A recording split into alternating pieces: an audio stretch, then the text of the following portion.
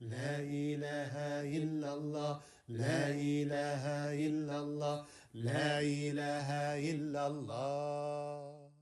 بسم الله الرحمن الرحيم والصلاة والسلام على سيدنا محمد أشرف الأنبياء والمرسلين سيدنا محمد وعلى آله الطيبين والطاهرين ورضي أصحابه أجمعين برحمتك يا أرحم الراحمين.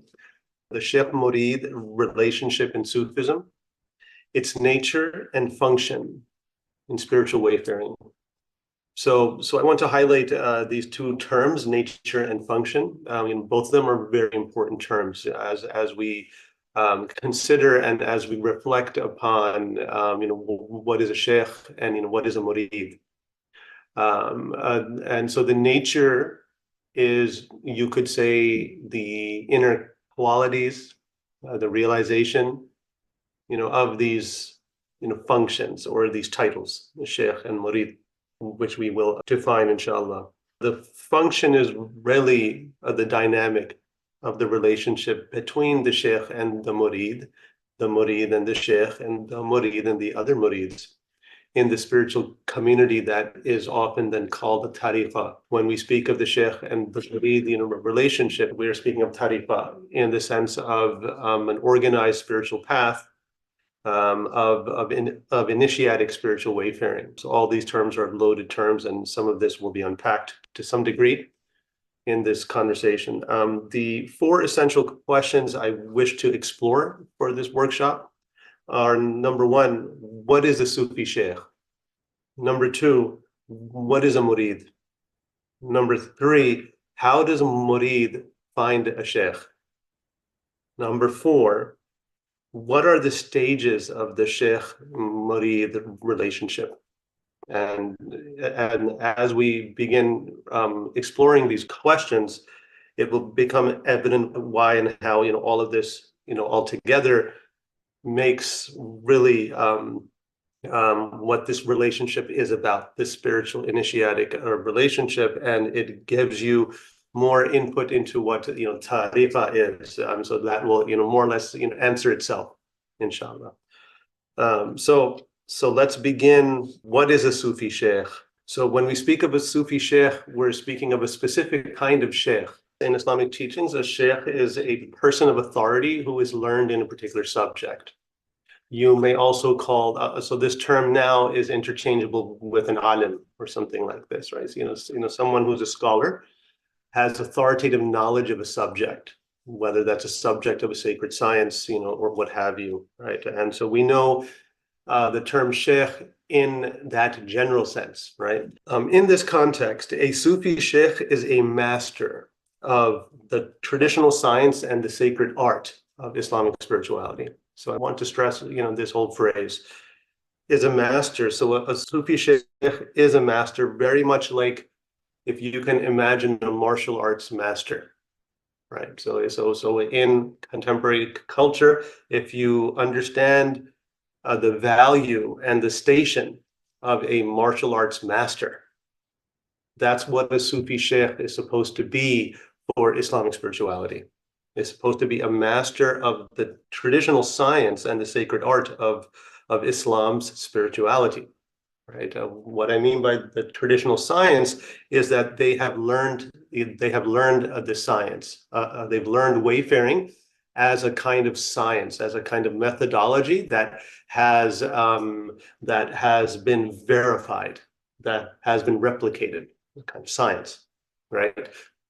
Traditional in the sense that it has been passed on from generation to generation with the same methodology. Of course, the teaching adapting itself, or the teacher adapting themselves to the current circumstances. But that is considered the traditional method. Even when we look at, for example, like the nice model here I'm trying to use is martial arts. You have traditional martial arts. They have a lineage of teachers. If you have ever practiced the martial arts, you will often see something hanging with the lineage of masters that goes back to the founder of the art of that particular style. They were inspired with it. They're usually also not just fighters. They're actually almost never only fighters. They're considered sages those who have founded a school, like they have some degree of inspiration and self-realization. It's recognized that they're a master of themselves, and they have mastered the art in a mode of excellence or of ihsan. This term can be used precisely for martial arts masters, actually. If you've ever seen, even on television, a Shaolin monk performing a form, it is just really unbelievable, right? As compared to anyone else, or even a teacher who's learned for many, many years. There's a world of difference between the form, the kung fu form that a Shaolin monk performs. Their sense of stillness in movement, the precision of the strikes, the breathing, etc., stances, all of this comportment, their adab, with, in other words, with all their movements in the form itself, is a kind of mastery that is an expression of self-actualization as the form. That's probably the perfect example, visually speaking, for what a master is, because it's so well known by movies or by videos. But if you've ever seen a Shaolin monk perform, a form, right? In Japan called katas, but more or less, forms. In Kung Fu, you would say like a form, like Selam Tao form, or in something, for example, in Wing Chun, or the Bilji form, right? Like so these are forms that are a methodology and patterns of strikes and blocks and breathing and internal, external chi flow that then one practices. The difference between a master and a novice here, or even an expert or someone who's more seasoned, is that the master, again, the form is one with them. It's an expression of their being. So you can see there's no distinction. There's an effortless expression, a display of this science and this methodology as art, right? So it's a form. So it's also a form of art. So this is why I wanted to mention the term sacred art, right? It's a master of the traditional science and a master of the sacred art of spirituality, right? Which involves self-actualization, which in Islamic spirituality really means first and foremost God realization, or the realization of the awareness of Allah in our very being. So this is really what we're talking about in a general sense. Traditional here has an importance, as well, because not only is the science or the methodology of suluk and the practices of the dhikrullah transmitted, one has sat at the foot of a teacher and has learned their behavior and has had their own behavior conformed or molded, transformed by companionship, by the interaction, by the relationship between the teacher and the student. So much in that is passed on. All that is transmitted. I remember, for example, spending hours with my Kung Fu master, my Sifu, who's Muslim, and his name, amazingly, is Sifu Abdul Hadi. Kind of amazing name, right? MashaAllah. Kind of on the east side of Baltimore. And so I used to go down there in high school, end of high school, and the beginning of college. So I studied, practiced with him, trained with him for at least 4 or 5 years. And then I had to go to med school, so then it stopped. But he told me to come back and that he would teach me anytime. May Allah preserve him. But in any case, so I recall not only practicing the forms, but just the conversations in suhbah, just about fighting, about the art, about getting hit, about taking a hit, about falling, all these very precious moments, and his own life story. So all these things laid a profound impact, and that is tarbiyah in that context. You learning something, and you being taught a lesson, also sometimes verbally, sometimes physically, right? I remember after years of sparring my teacher, I was finally able to hit it once, astaghfirullah, right? So I just got a shot in, right? So I got like a strike in. I forget if it was a fist or if it was a kind of a not really. We would never do a bilgy jab, like a finger jab, but it was a strike. It was probably like I was able to come in and just hit him. I mean, of course, he was wearing kind of protection. I saw the opening came in, boom. I was like, and like in my in my heart, I was like, yes, finally, after all these years, oh man, I've reached a level, right? Wallahi al-azim, wallahi, in a split second, I found myself on the ground and like waking up. Wallahi al-azim, I am not making this story up, right? And in retrospect, what I remembered is that he touched me kind of around my hip joint or somewhere there, right? He came in and he did a move. He did a bilgy finger jab, um, just to teach me like don't mess with me, like don't think you're special, right? And so then um, I remember I got up and then he helped me up and then he said like that was a good hit, right? So I was like, so which one? The one that I hit you or the one that you hit me, right? But he's like, no, your hit was a good, clean hit. Like you saw the opening and you went for it. So he was also humble, but he also taught me a lesson, right? This is a big guy who's a boxer too. So you can imagine it was always you're taking your time and you're getting in there, be careful because he could take you down easily. I remember there was this other student, and this has to do with adab, and I think we'll get more into this, as I get into the talk, but it's nice to skip these stories now. So there's a friend of mine, like, how you want to share the good news. Like, I found this amazing Kung Fu teacher. You gotta, and he's Muslim, man. You gotta meet him. You gotta learn with me, right?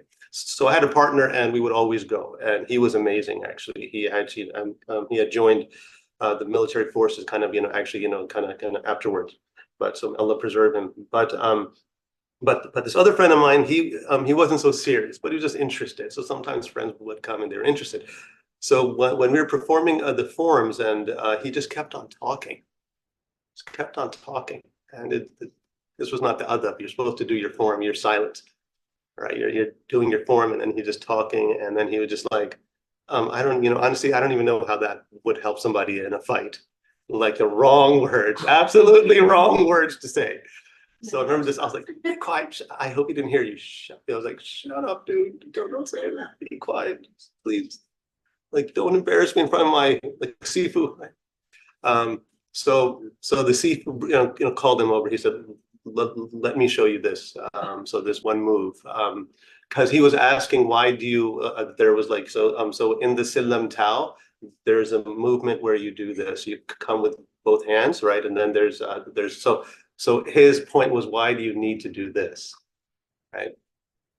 So and this and then this, right? So he asked him to grab him from behind. Right? So he did, and so this one brother, he's a big, strong guy too himself.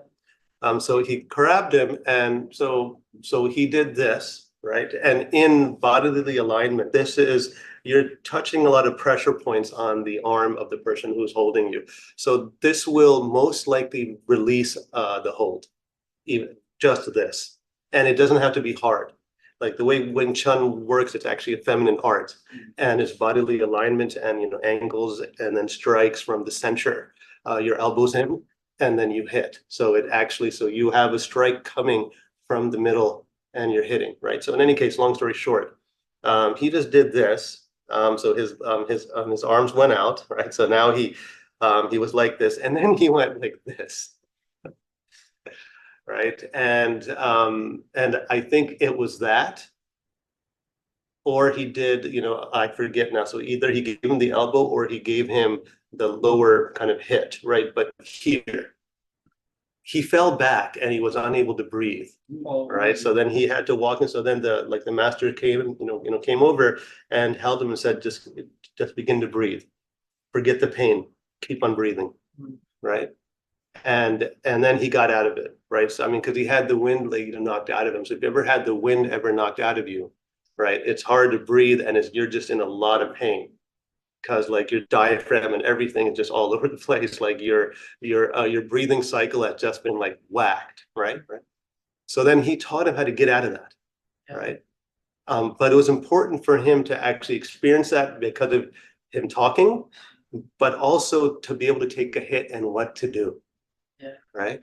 Right? Like, how to fall and all of this, right? So, all of this is relevant in the Shaykh-Mureed relationship. Not that the Shaykh is meant to beat you up, right? Right? But there's a humility and an honesty that is cultivated in the rising and the falling. In suluk, we're going to slip up. Like the first hikam is about a slip. So the first hikam of Ibn Atta'illah is about messing up, right? To feel like, just to paraphrase it, to feel bad that you messed up or that you slipped from your practice, or this is a sign. To stay feeling bad about that is a sign that you were relying on your own actions to reach God, rather than understanding that it's God that reaches you, who reaches you. And like that's the first hiccup. So humility. And the point of that is not that that's profound knowledge, I'll apply it. No, you have to taste working hard and falling off. You have to taste this. This is knowledge of self. So you understand your incompetence before the omnipotence of Allah subhanahu wa ta'ala, right? This is part of the path, right? So the part of the martial arts path is to get hit, learn how to take a hit, to actually lose a fight, and to learn how to take that, right? Because you're going to lose many battles in your life in suluk. This is how you learn. How is a teacher, how is a sheikh a sheikh? How did that sheikh, that sifu, know to tell him to breathe like this? Because he got hit like that himself, and he was on the ground also, right? And all these things, it's just part of this is the tarbiyah part, right? So I'm ahead of myself, but I wanted to share that as I was just reminiscing. So a Sufi sheikh is a master of the traditional science and the sacred art of Islamic spirituality. The Sufi sheikh has traveled the path under their sheikh, who is connected in a lineage to other shuyukh, who goes back to the founder, the inspired founder of that lineage and that spiritual school, which ultimately goes back to the Prophet Muhammad sallallahu alaihi wasallam in a chain, right? For example, one of our schools has a silsila right up there, right, on the wall, which goes back to the Prophet Muhammad sallallahu alaihi wasallam, to Sayyidina Jibreel, the Archangel Gabriel alayhi salam, and to Allah subhanahu wa ta'ala. Right? Every sacred science, whether it's spirituality or Sufism or hadith studies, right? Or usul al-fiqh or usul al-hadith, has these kind of lineages, right? That go back, right? Those ones that have the traditional lineages. They go back to a scholar who learned from a scholar who learned from a scholar who learned from the tabi'in to the tabi'in, and then to the companions, and who learned it from the Prophet sallallahu alaihi wasallam. So there's a lineage. So Islam very literally, in all of the branches of its sciences, of its sacred sciences, has very literally a handed down connection to the current moment. Right, and the same is for Islamic spirituality, for Sufism. So a Sufi sheikh, usually the norm is they have this. Why do I say usually? Because there can be an awliya who God just opens, and then they begin teaching, and they have some connection to other schools, or to other teachers, but it's just simply it's a sign from God, and you recognize them that they have something. So there's also this possibility. There's also the possibility, which is more common than this very rare possibility I just mentioned, but that this science is passed on in families, right? So this is also the case, right? So this is an important point. And so my point with this particular example of the Kung Fu teacher, the Kung Fu master, the Sifu, it's interesting, they say Sifu and then Sufi, right? This is kind of this interesting kind of phoneme kind of switch there. It's like from Sifu to Sufi, right? But the Sifu who teaches you was also a student once, and he had a Sifu, and he went through the same training that you're having, right? So it's a very important thing to understand, and that's precisely why they are able to teach, because they have experiential knowledge of each station of the path and the human pitfalls and the obstacles of the nafs that come with each station of the path. So they have mastered themselves in as much as their goal was an embodied, perpetual remembrance of Allah. So they've mastered themselves, seeing where they would fall off in a particular station, what obstructed them from further progress in their interaction, their companionship with their teacher, and working on themselves in this process, right? They've gained all this experiential knowledge. And first and foremost of this experiential knowledge being the ma'rifah of Allah subhanahu wa ta'ala, intimate knowing of Allah by direct experience, right? This is ultimately the criterion of a sheikh, that a Sufi sheikh should show you just by presence or by words and by the signs that you may receive that this individual has intimate knowledge of Allah subhanahu wa ta'ala, has an intimate realization of God's presence in their inmost self, right? That this is evident in some subtle way, shape, or form for the seeker. And this is a qualification, just like a martial arts master has mastered the art of the form that they're teaching and has a self-actualization of that art. Likewise, the Sufi master is the one who has realized the art, the science and the art of knowing God and expressing it or embodying it, prophetically. So this latter point is very important as we speak of Islamic spirituality and the Sufi sheikh, that they have this intimate knowledge of Allah, this ma'rifatullah, and their character is a prophetic expression of this ma'rifah to a large extent, to the extent that you see this in even everyday behavior, notwithstanding that no one is perfect, but that there's evidence that the character has been embodied or imbibed by this, by God's presence, and that the character expresses that in a prophetic manner, understanding that one is following the Prophet ﷺ in this manner. Because for the Sufiya, one of the essences or the haqa'iq of ittiba of the Rasul ﷺ, of following the Prophet ﷺ, is to follow him in realization of God.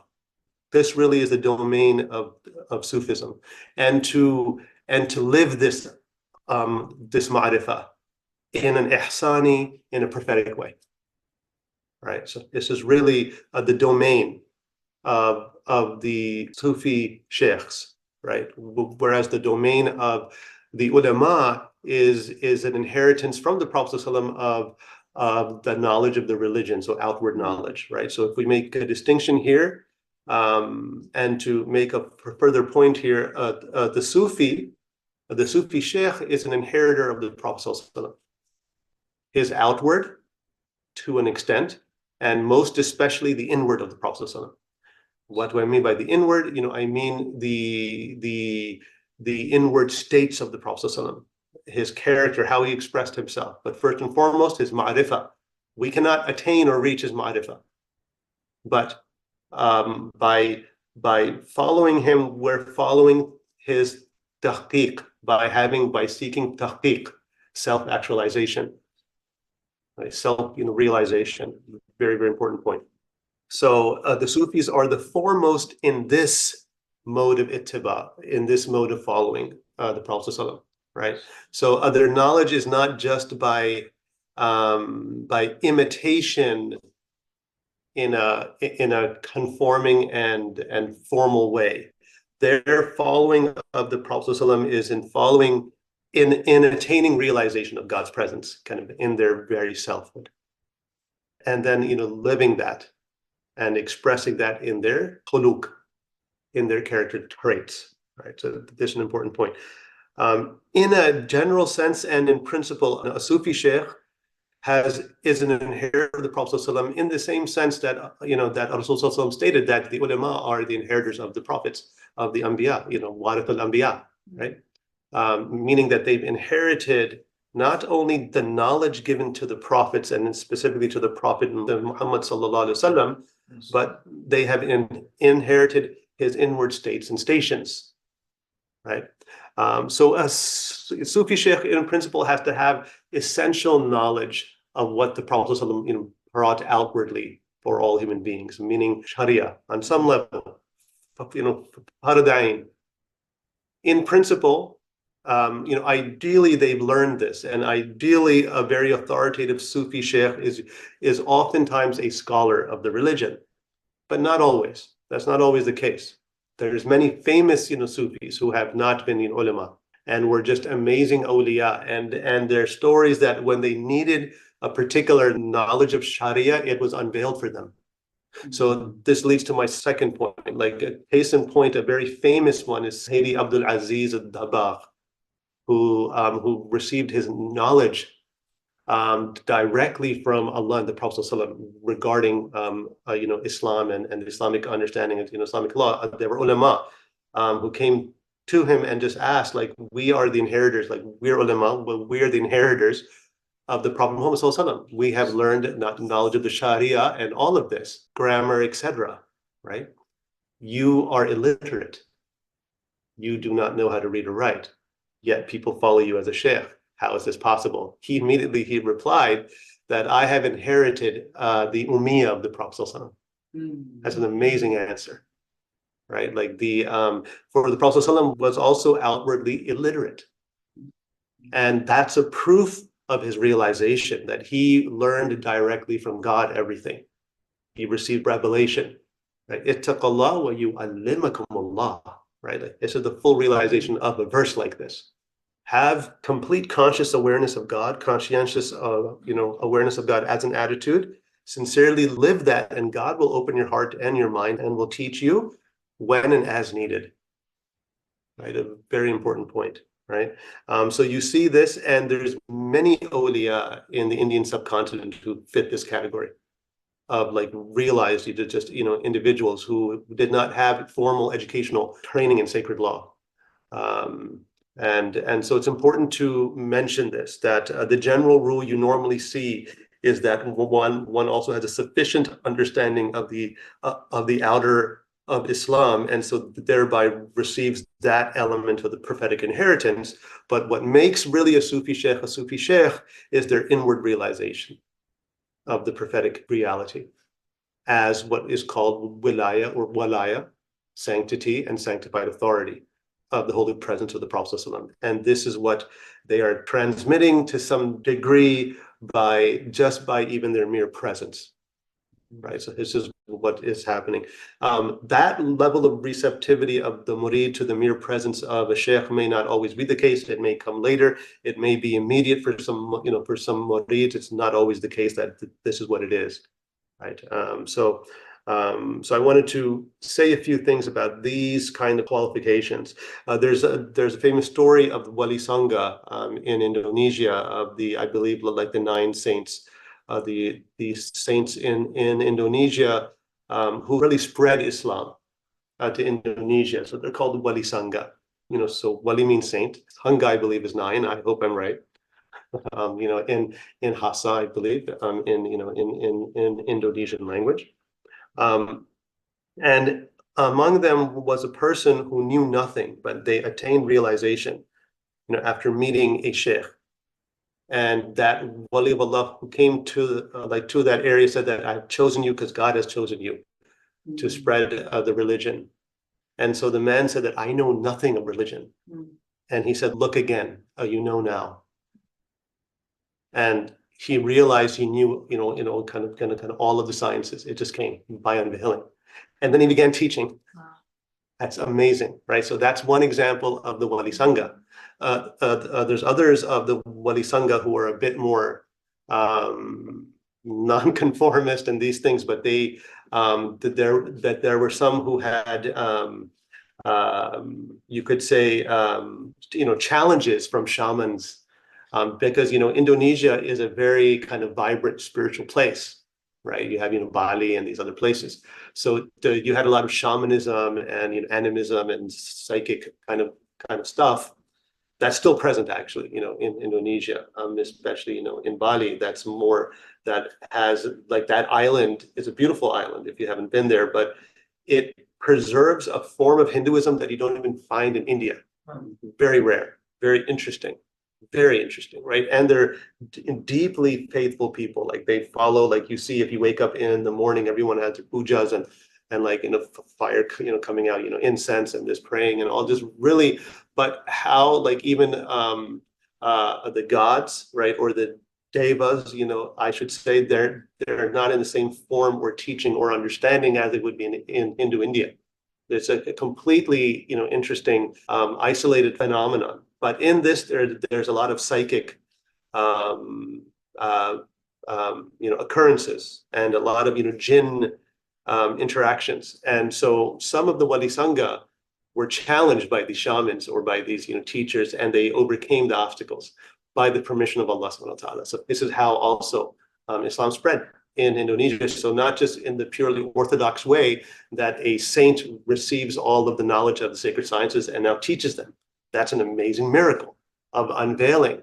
They learned their religion by kashf, by talqeen with the wali of Allah, who was also a scholar, who just gave this man the knowledge in one instant. It's an amazing story. But these other, among the wali sangha, who were illiterate or completely or not learned in the religion, but were awliya, and by the permission of God, were friends of God. By His permission, they overcame any yogic practice or exercise that they were challenged with.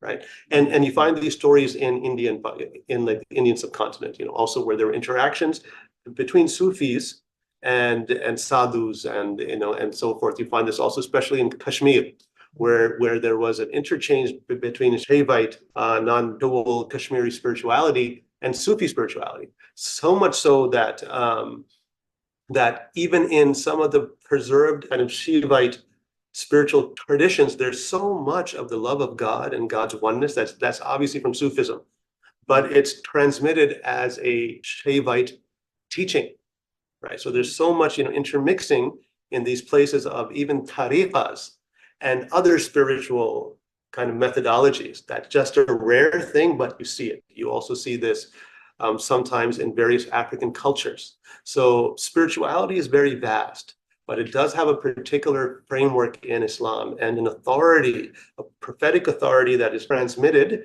by the permission of Allah. And some schools preserve this powerfully, some don't. And sometimes in certain tariqah communities, later there emerges a saint or sage, right? A wali of Allah who renews that teaching or that methodology, and then calls others to the religion. Allah Ta'ala. So there's so kind of all of these, so I say this to make the point that that the most important qualification is sanctified presence and ma'rifah, and to some degree a degree of prophetic comportment. Very, very important in terms of in character. And I'll say as a side note, and I'm not going to belabor it at this point because you see this all the time. What is the number one reason why students leave teachers whenever that happens? Just in a general sense, we're not finger pointing, right? It's always character. It's always character, actually, right? And so this leads me to the benefit that one can attain from Sufi sheikhs. And in the context of everything that I've said, in my understanding and in my interaction with various Sufi sheikhs, some of whom were my direct, teachers, and others I simply sat with in various, majalis, and in what I've learned, in a general sense, there's, you could say there's three kinds of Sufi sheikhs, right? So in a general sense, right? The first is the Shaykh of Ta'lim, right? So the Shaykh of learning, the Sufi Shaykh who teaches you Sufi teachings, Sufi doctrine, or teachings or understandings that accord to and specify the haqa'iq or the realities of Sufism, of tasawwuf, whether it's, let's just say, as an example, watatul wajud, watatul shahud, these doctrines of the oneness of the transcendent, oneness of God's being, kind of what this means, very subtly and metaphysically, whether it's talking about sanctity, what this means in a Sufi sense, versus maybe in a Shi'i sense or something like this, right? So these are teachings of Sufism. What akhlaq means, what adab is, what following the Prophet ﷺ really means. So all of these are teachings, right? These can take in forms of the mudhakkirat, of the Shaykh, just teachings on the side, informal and formal suhbahs and companionships where things are asked. Giving a more spiritual or a more Sufi interpretation of verses or of outward Islamic teachings to show a spiritual dimension, right? This is what the Shaykh or a Shaykh of Ta'lim does. So this is one level of Sufi learning, right? Okay. My point here also, before I forget to say it, so the next category of sheikhs, of Sufi sheikhs, is a sheikh of tarbiyah.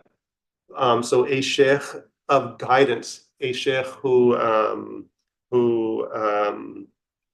a sheikh of character, moral, and spiritual training, right? Sheikh tarbiyah.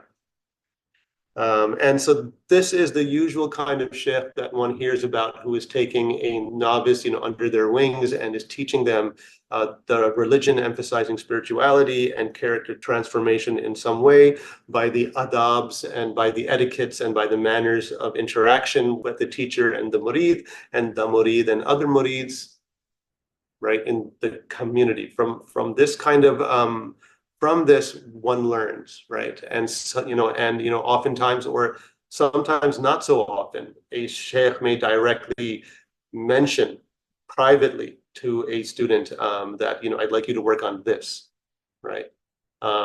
And it's very much like the sifu hitting the student, right? And then going down, because it kind of feels like it, like, oh man, it's like, they noticed, man, right? Or something like that, or you feel embarrassed. Right, but that's part of tarbiyah, very much like a parent, a mother or a father gives tarbiyah to their children, right? So there's a way it's done to accord effective behavioral changes, character changes, right? That there's a wisdom in that. And so a sheikh of tarbiyah who does this has an insight into the student and has cultivated the art of watchfulness, of Muraqaba and Muhasaba, not only in themselves, but in the comportment and the being and the energy, you could even say the states, the internal and external states of the student. So, all of this is important. And, all of this entails or consists of what we mean by a sheikh of tarbiyah. In this context, sometimes this is called being like spiritual mentorship. The sheikh in this context is a physician of the soul, right?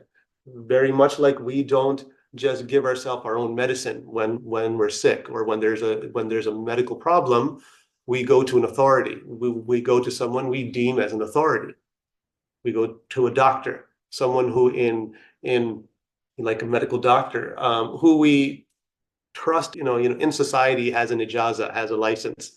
Right? Most of the time, patients are not researching whether or not a physician has a license, but it's just kind of, it's understood, like they may have it on their wall, or they're accredited by insurance companies, etc. You go to the doctor, your insurance picks for you, or you've done some research, you like the particular doctor, but nonetheless, you trust them.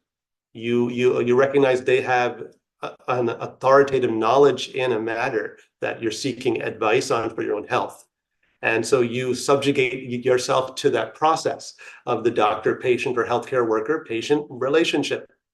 Likewise, the Sufi sheikh is a physician of the soul, not just of the body, right? And so tarbiyah works in that way. So the Sufi sheikh makes spiritual prescriptions, kind of oftentimes not even saying it's a spiritual prescription, like I'd like you to do this, or I'd like you to do this. So oftentimes it takes that form. And the sheikh has an intention in that may not be apparent to the student, and it need not be, because the point is to curb a particular behavior or to bring insight into a particular behavior or attitude that has been noted enough by the sheikh that then they with the signs that they receive, that now it's time for them to say something or to help them work on it, right? So it's often the skillful sheikh does this very subtly, right? But sometimes you kind of have to like you have to shake and bat that rug sometimes, right? Get the dirt out, right? As they say, like, right, like ting, right? Like that kind of thing. But that should really be rare. An effective, skillful sheikh will show what the Prophet ﷺ showed. He showed a lot of mercy. As the verses say, had your heart been hardened to them, they would have scattered. This is a verse, right? Where Allah subhanahu wa ta'ala is telling Prophet Muhammad sallallahu that his heart had to be soft to embrace the rough edges of the companions. And had he been hard, like, you shouldn't be doing this, they would have just simply walked away. But yet, by the end of his prophetic mission, all of the companions were utterly transformed into saints, into awliya, one above another, right, in terms of their levels. Right? This is the tarbiyah of a Sufi sheikh in suhbah with the Sahaba. The Sufi sheikh being the Prophet sallallahu alaihi wasallam, right? So that model of the Shaykh-Mureed relationship is taken from the established model of companionship of the Prophet sallallahu alaihi wasallam with the companions. Suhbah comes from the same word as Sahaba, right? Or Sahaba rather comes from, kind of from suhbah, right? All right. So the third category is not often spoken of, but understood by intuition, is what could be called tarqiyah, sheikh of tarqiyah, right? I hope I'm saying the Arabic right. This has a general meaning in Arabic. It's technical, usage in Sufi language. It comes to some extent. It's related to the word tarq, or like this phrase that sometimes is used by Sufis, to let go of something, or to just absolve, and to let go of even letting go. This is full kind of liberation.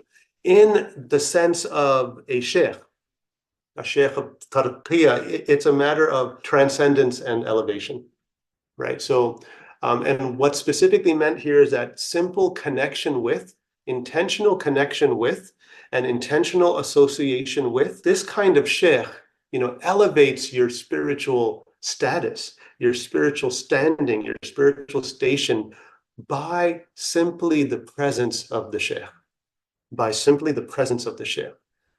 To before, during, after, and beyond any words of advice that may be profound, or insights that may be profound, it is the realization of the sheikh and their presence of heart, their internal states, that are somehow transmitted to the murid, right?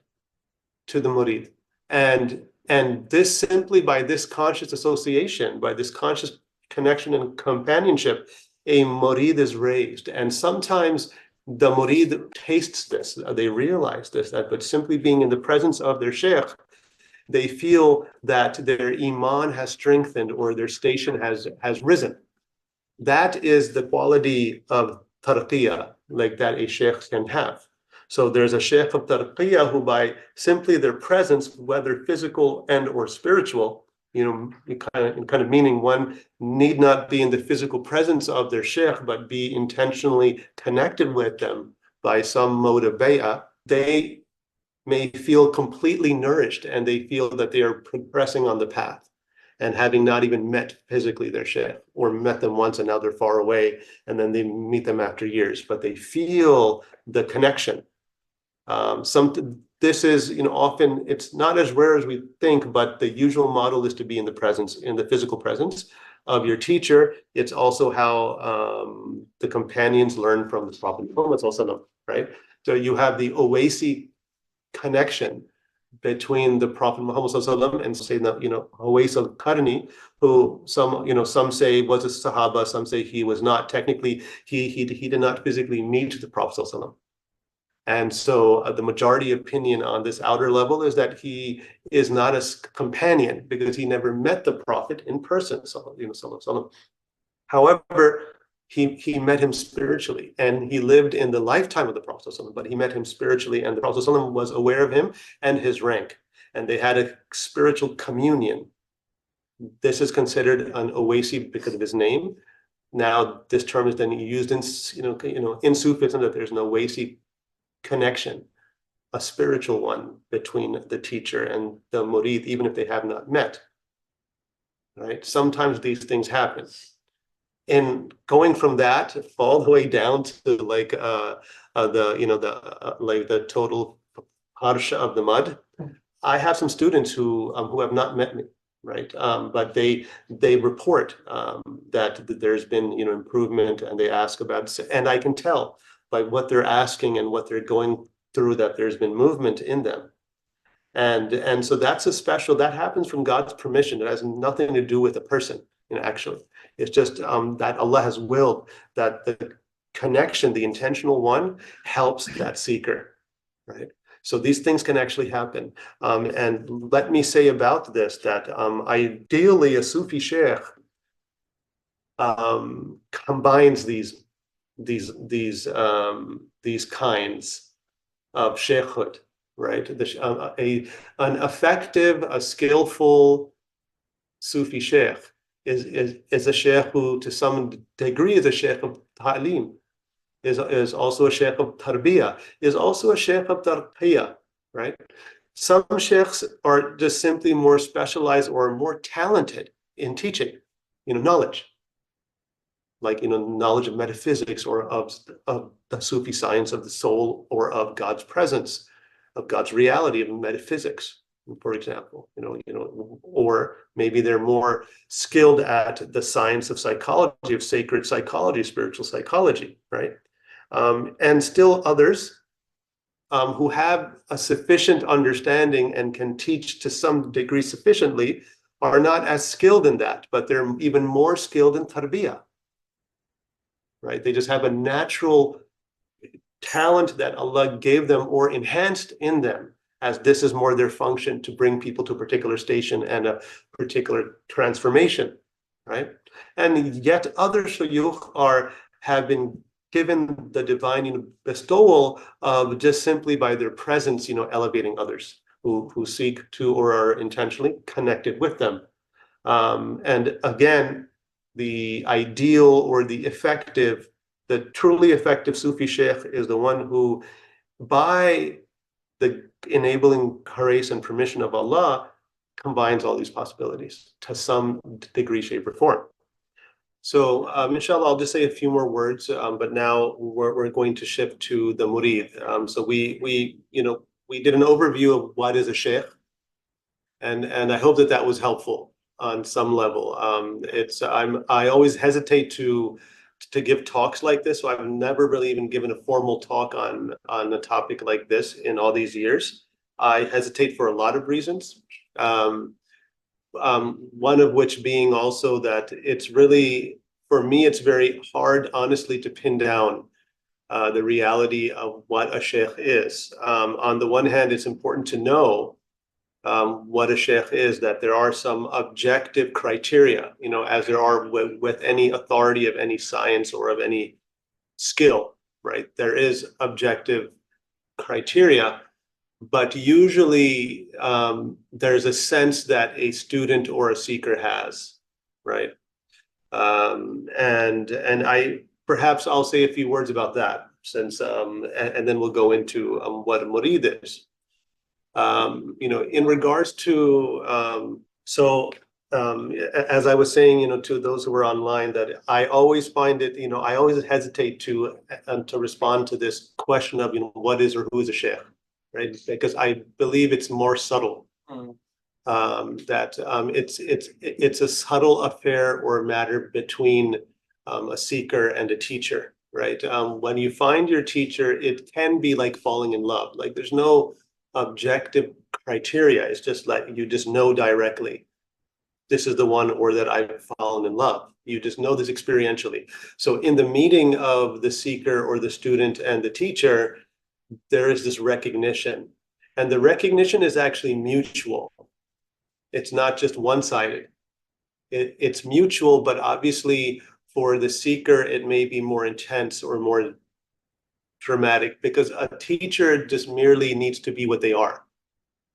Because their nature is what's most important. So I hinted at that by speaking of, ma'rifatullah and these sort of things. This is really what the teacher is content with, because the teacher is simply, although one can argue it as a station, it's actually really a function. It's a mode of relationality with others, that you're teaching the skill that Allah gave you, that you realized from the permission of Allah subhanahu wa ta'ala, and in the connection you're talqeen with the silsila that you belong to, right? So the teacher is simply being themselves, but what is being acted upon is the teaching skill of how to bring people to an understanding and how to help them so that their character is molded in such a way that they are opened in their heart to the realization and to the blessing that they receive continually, or more often than not, a continuous flow of spiritual blessings, right? So this is really the function element of a sheikh, right? It's very rare. I would honestly say that I don't think that real seekers, and I don't mean this in a pejorative way, that they are sitting with a guideline book of how to find a sheikh. This is just simply not how it happens. If that's really happening, more often than not, that seeker will leave that sheikh. Because your criteria are so focused on particular things that the moment that you see that teacher is no longer fitting this kind of model that's in your mind, then they no longer have a holding for you, and then you've lost all faith or trust. And so these qualities in a murid are very, very, very important. It's what makes a murid, right? And all of these are subtle, right? What happens when a murid has realized, or when they feel strongly that they found their teacher? Well, what happens? There's a yaqeen, there's a certitude. That certitude cannot be forced or enforced or verified even objectively. This is a subtle realization, right? It comes from Allah subhanahu wa ta'ala. In other words, it comes from Allah. And so your criteria or the verification that you found the one is always intuitive. It's always intuitive. One should be aware of some other objective criteria, just as the patient is aware that, for example, my doctor would need a license to practice in this particular state, et cetera, but it becomes evident that they're a doctor as you are interacting, right? And you're in the right place, and by your sense of their authoritative knowledge, and by the effectiveness of the treatment. All these things play a role. Even if the treatment is not effective, most patients will still recognize their doctor as a doctor. If they're not happy with their doctor, they may find a new one, right? But they will still recognize that doctor as a doctor. So you see, a lot of that is subjective or internal. You can't really pin this down into objective criteria. So, and coming to the question of how does the seeker or the murid find their sheikh, this is really a paradox. It's really it's a mystery, and because the novice seeker is seeking Allah. First and foremost, they're seeking God, right? They're not necessarily seeking a sheikh. If they're seeking a sheikh, it is to arrive at God's presence spiritually, right? So it's not for, I would humbly say, a sincere seeker. It's not actually about their sheikh, although it also is. It's actually about Allah. It's about their seeking the truth and the reality of their existence and of the meaning of their life, and just seeking God, right? All these things. It's really about this. And in that sincerity of seeking, it is Allah then who places a teacher in front of you. And then you receive signs on, is this the one for me, who will then help me? So you see that although there are objective, extrinsic criteria, the real criteria are intrinsic, are internal, both for even a realized person, and especially the seeker, who in paradox is not knowledgeable enough to know one sheikh from another sheikh, or even a real sheikh from a less real sheikh, or a real sheikh from a total charlatan. It's not possible, actually, especially if that teacher can speak the lingo, right? It's not possible. So there's a paradox there, right? And I don't like to use words like charlatan. I just said that as to make a point, right?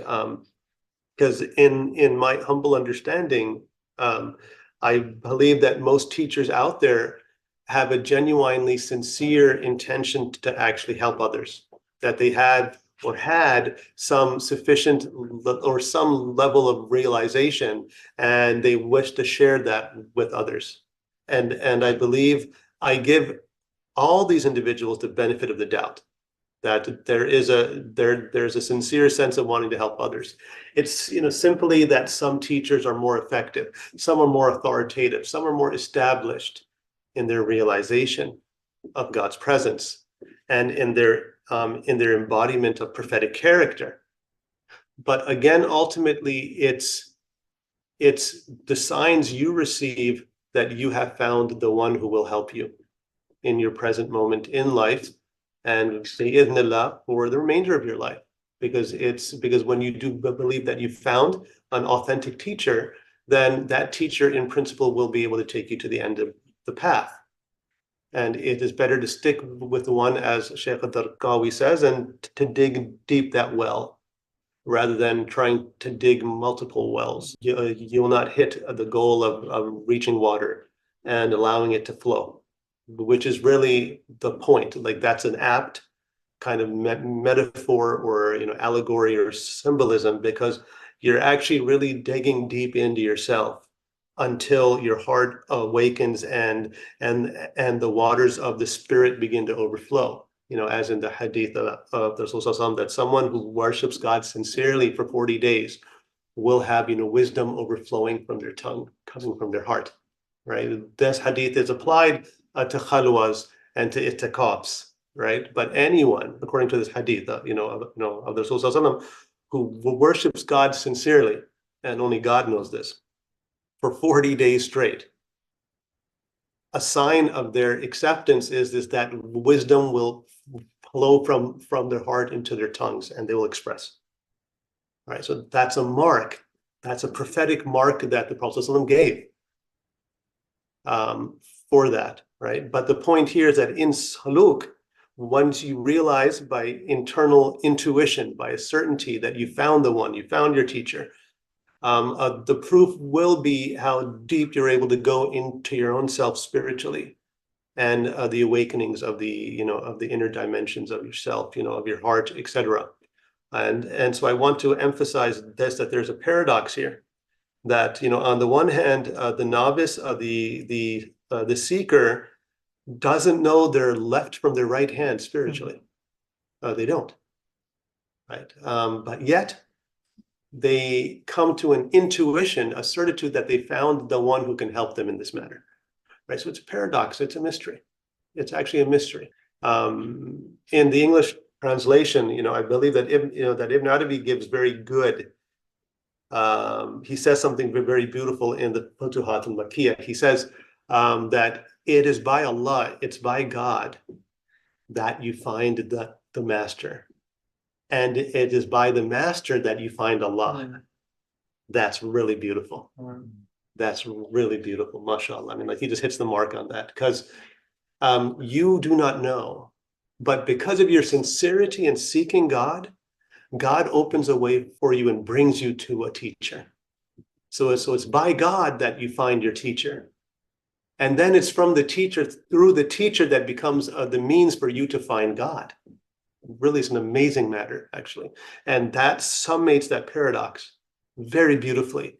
There's certain poetries of Jalaluddin Rumi who sum it up very beautifully. Also, I don't have them in front of me, but I think that this one-liner from like Ibn Arabi just takes it. This is why he's the Shaykh al-Akbar, right? As they say. But it's a very apt saying, of the Shaykh al-Akbar. It's really, this is haq. By God, you come to find the master, and by the master, you come to find God, right? And everyone's meeting with their teacher, or the one who is the one, need not be the same. When I first met my seeker, I was seeking for some time. My personal constitution of seeking was that of jadba. I had this very deep pull that almost made me become unstable. I was in college. And, I recall, I had this opening where I just began. So I had an opening. It was like a second spiritual opening. My first one was at the age of 15 in front of the Kaaba. And this kind of second opening was the opening of the recognition that I need a teacher, right? So it was this kind of opening. So I began seeking God. And I remember not so far from here, in a park, the only thing that would calm my burning, because it would keep me up at night spiritually and in the day, and I began to diary and kind of write insights. The only thing that helped was meditating in silence under a tree, in this one park. So, and I did not know how to meditate, but it was the only thing that stilled me, that calmed me, and then I would make in prayers that, like, Ya Allah, I don't even know what's going on. I don't know what you want, but I'm a mess.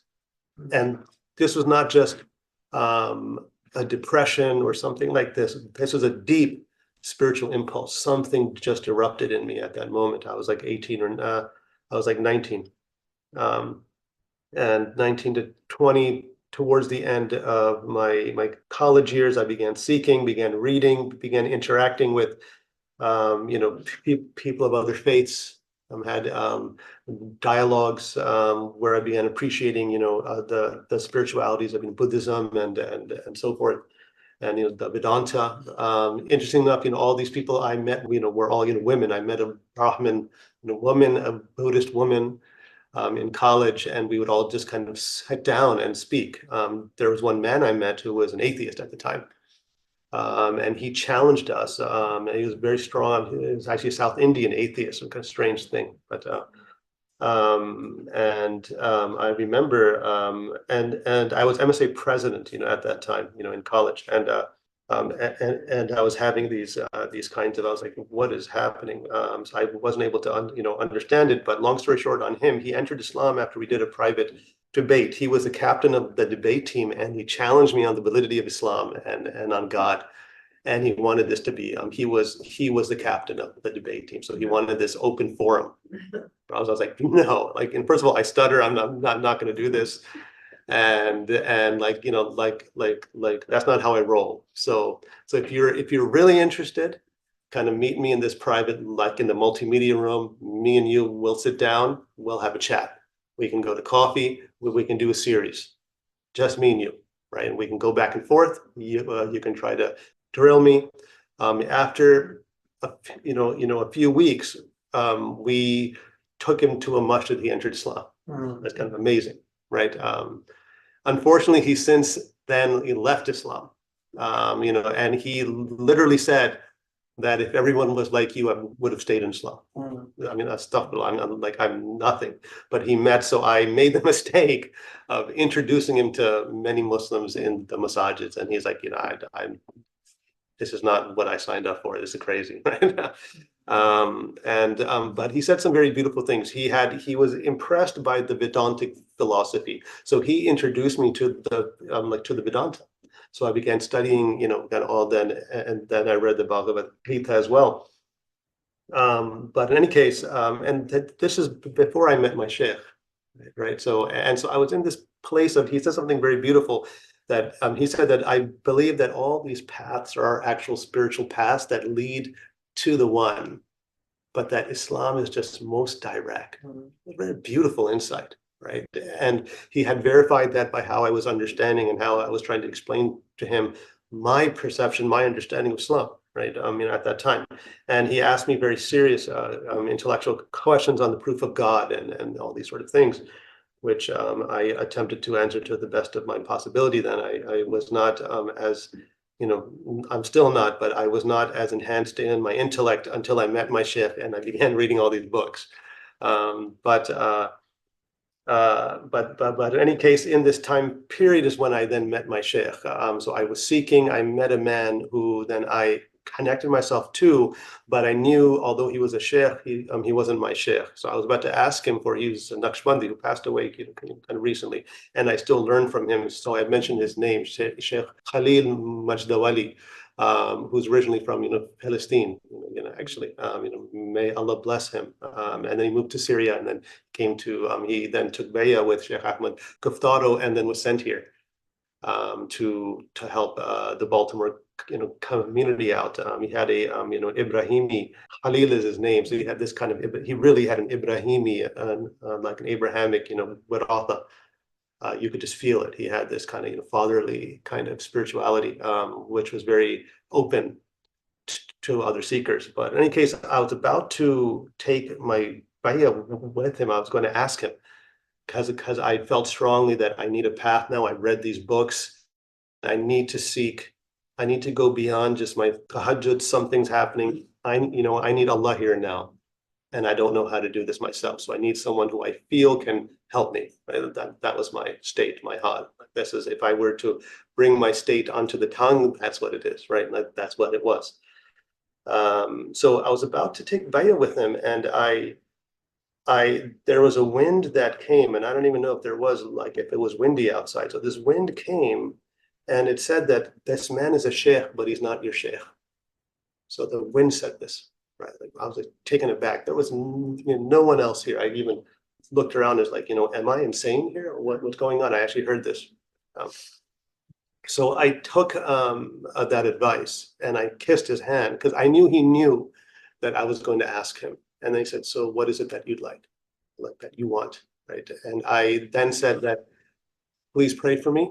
I am seeking Allah subhanahu wa ta'ala, right? And I, asked him, and I kissed his hand. He prayed, and I know that his tawajjuh stayed on me because it was helpful. I can tell, over all these years. A few weeks later, I met Sheikh Hussein, right? So I was introduced to him. My point here is that the moment I met him and when I sat down and then afterwards, I felt as if my heart was being purified, right? And by angels. I just felt it was just being purified. And that I knew I'd found the one. So that was my internal sign. I did not need to know anything else about this man. And indeed, I did not. I kind of knew he's a philosopher. I thought he was an academic only. I didn't realize he was a Sufi sheikh by how he was writing, and academically, at least back then. He had not written the Garden of Truth or anything like that. The closest he got to talking about explicitly, Sufism in this way was this book called Sufi Essays. It's like an academic scholar speaking of Sufism, not really a sheikh, right? Especially with the hal I had. I didn't see it, right? But I saw him as a specialist in this, as an authority academically, intellectually in this. It was only upon meeting him, speaking with him just for 10, 15 minutes, and then sitting in his class, he invited me. And I asked Allah for one more sign, right? And this is my point about internal criteria. So I asked, Allah, so I said, I think it's pretty clear that he's my teacher. Just give me one more sign because I'm stupid like that. Yeah, look, come on, just give me just one more sign. So I was having this internal conversation. And he immediately, after I made this prayer, he immediately said, I'm going to change topics and I'm going to talk about the Hunafa in Islam, the Hanif.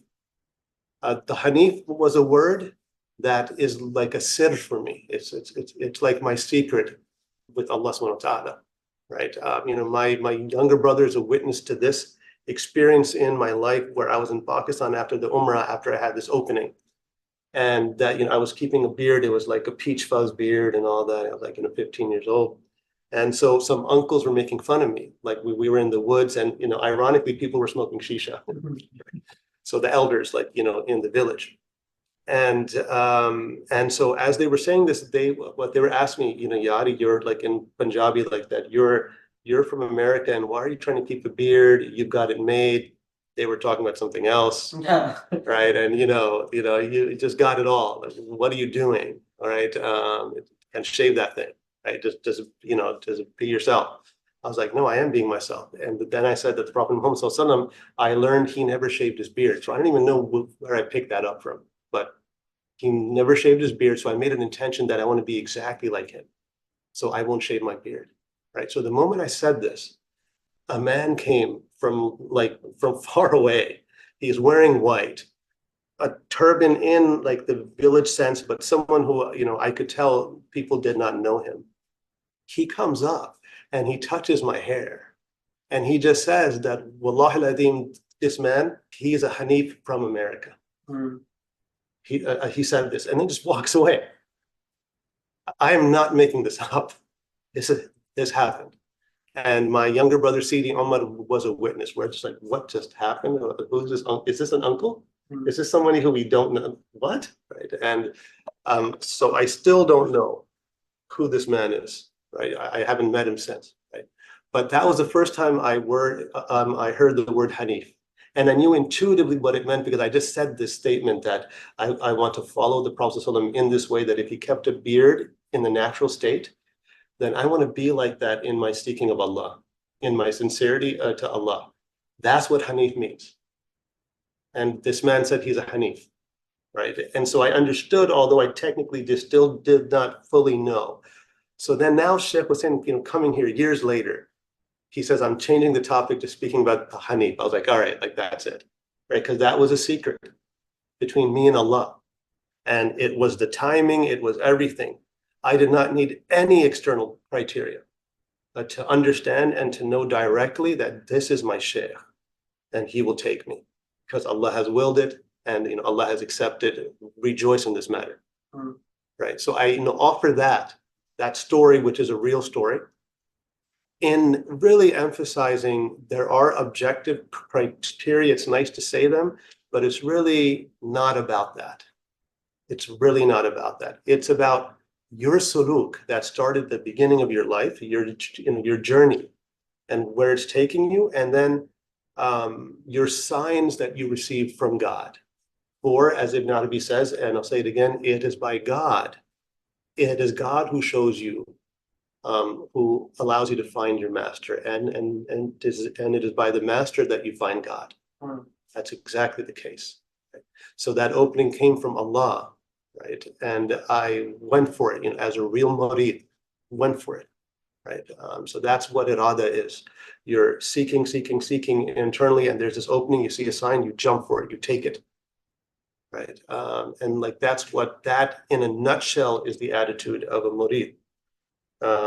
And so I'll say a few more things about some of the qualities of a murid, because now we've spoken about finding your Shaykh. We already spoke about the outward criteria, but I really want to emphasize the inward. If you really stick with this inward, you will never go wrong, right? If you focus a heightened sense of focus on the outward, you will waver in doubt. Tried and tested. Yes, there's some basic things. And as you develop spiritually, you'll begin to see that more in your teacher. Sometimes it's much later that you see the worth of your teacher. But if you follow the signs and you trust the process, you will arrive at your teacher. And that will help you grow and mature spiritually. It's just the way it works. So I wanted to say that. So just a few more words.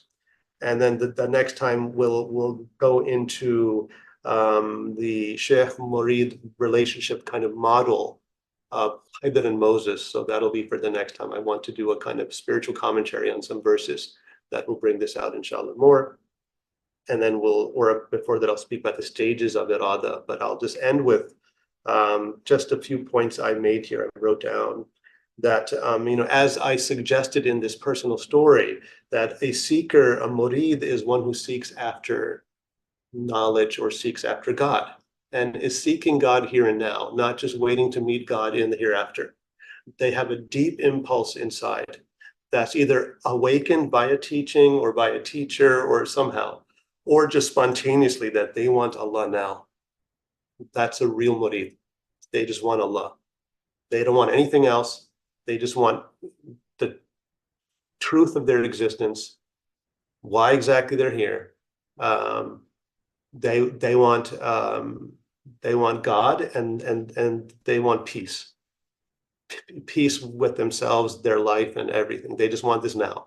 They have faith that they're going to meet Allah then, but they want this now, right? So I think this kind of sense, this attitude, this deep spiritual impulse is what makes a seeker a seeker. If you do not have this, it needs to be cultivated. And if you still don't have it, then you may be in the wrong place, right? But it is something that should to begin happening in the context of being in a community or with a teacher, at the least, or usually before them. Those seekers who have, as I had personally, this jadba'i this kind of pull from God, they will have it before. But there's others who meet their teacher and then it's awakened, and this is also a way. There's the salik in proper, and there's the majdub proper. They're usually combined, kind of honestly, in terms of possibilities of a seeker. So a seeker, a murid, is the one who desires God, a soul that wants God, as I've said, and essentially possesses the attitudes of humility, of earnestness, of patience. Right? I gave you the examples of the martial arts master and the students. You have to have humility to take that kind of beating. I'm not saying a Sufi Sheikh is going to beat you. But there will be tarbiyah at times, and you have to have humility to take it. Because if your goal is God, you will take it. Because you want God at all costs. So that's the other thing I wanted to say. At all costs, you want Allah. So if you have certitude that Allah has placed this in front of you, and this tarbiyah and this and that, you'll endure it because you want Allah. Because it's about that. It's not about even the teacher, although that's important and that's your means, and you're honoring what Allah has placed in front of you. Right? So possessing these attitudes of earnestness, of humility, of patience, of forbearance, of a deeply rooted trust in the process. That is from Allah. That's from God. And finally, the murid learns these attitudes and embodies various attitudes of comportment and adab towards the teacher, towards other seekers also. And then, of course, towards all of humanity and all of creation, right? But one step at a time, there's an intentional confirmation in some way, or etiquette that's done. So I'll end here, inshallah. Thank you for your patience. And so the next time I'll turn to Quranic verses and give spiritual insights into them that highlight the Shaykh and the Murid relationship on multiple levels, inshallah, bismillah. And hope that was helpful. Barakallahu feekum. And we'll end here. Subhanakallahumma wa bihamdik. Ashhadu an la ilaha illa anta nastaghfiruka wa natubu ilayk. بسم الله الرحمن الرحيم والعصر إن الإنسان لفي خسر إلا الذين آمنوا وعملوا الصالحات وتواصوا بالحق وتواصوا بالصبر والسلام عليكم ورحمة الله وبركاته. إلا الله لا إله إلا الله لا إله إلا الله لا إله إلا الله لا إله إلا الله لا إله إلا الله لا إله إلا الله لا إله إلا الله